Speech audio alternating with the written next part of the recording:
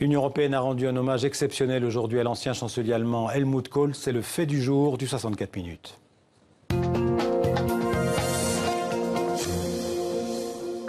Un hommage inédit dans l'histoire de l'Union. Le cercueil d'Helmut Kohl, recouvert du drapeau européen, a été installé au centre de l'hémicycle du Parlement à Strasbourg. Une cérémonie émouvante pour rappeler la réunification allemande et l'héritage européen de l'ancien chancelier, en présence de très nombreuses personnalités aux côtés d'Angela Merkel, notamment celle du président français Emmanuel Macron. Anaïs Renevier.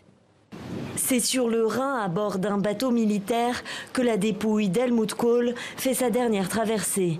Le cercueil est conduit samedi après-midi dans la cathédrale de Speer, vers Mannheim, enveloppé du drapeau allemand. Quelques heures plus tôt, c'est le drapeau européen qui le recouvre, de l'autre côté de la frontière à Strasbourg.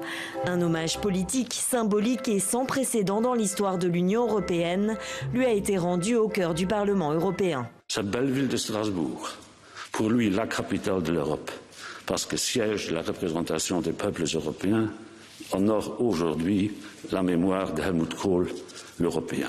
Aujourd'hui, plus que jamais, nous devons apprendre de Kohl, choisir l'espoir et mettre de côté la peur. Strasbourg accueille en son sein une dernière fois celui qui est considéré comme l'un des pères de l'Europe. 40 délégations européennes et étrangères sont présentes. Clinton, Netanyahou ou encore Medvedev ont fait le déplacement. Le président français Emmanuel Macron a quant à lui célébré l'amitié franco-allemande dans son discours.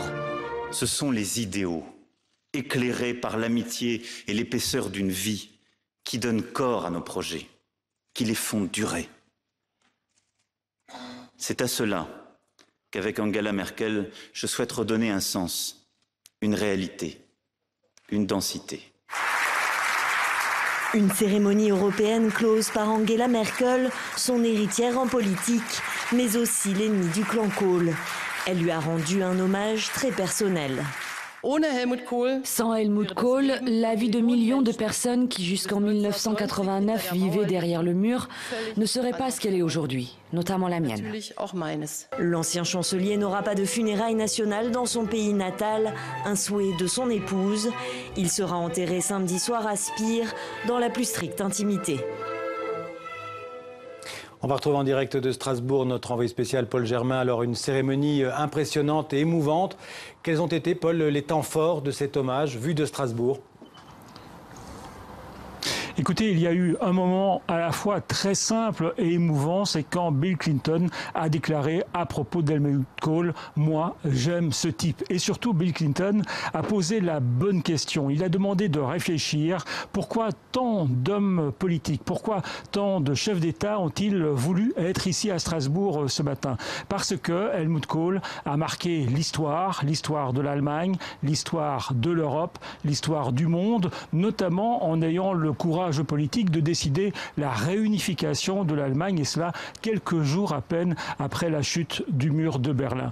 Et puis les discours de clôture ont été prononcés par Emmanuel Macron et par Angela Merkel, qui symbolisent aujourd'hui le rapprochement franco-français, un rapprochement auquel Helmut Kohl aura activement participé, contribué avec François Mitterrand, les deux hommes se considérant en quelque sorte comme les garants de la paix en Europe. Et Emmanuel Macron a fait allusion à une autre personnalité à laquelle tout le monde a pensé aujourd'hui, c'est Simone Veil, autre actrice du rapprochement franco-français et de la paix en Europe, notamment lorsqu'elle était présidente du Parlement européen.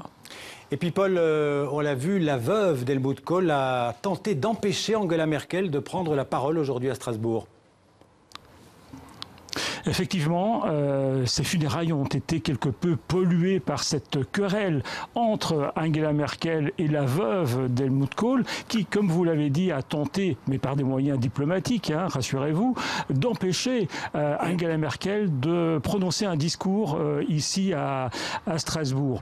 Alors, ce qu'il faut dire, c'est que effectivement, cette querelle a pollué quelque peu, effectivement cette cérémonie, mais tout s'est terminé effectivement de la meilleure manière qui soit. Merci beaucoup Paul. Un dossier en tout cas sur cet hommage à Helmut Kohl au Parlement européen et aussi sur l'héritage allemand et européen de l'ancien chancelier sur notre site tv5monde.com.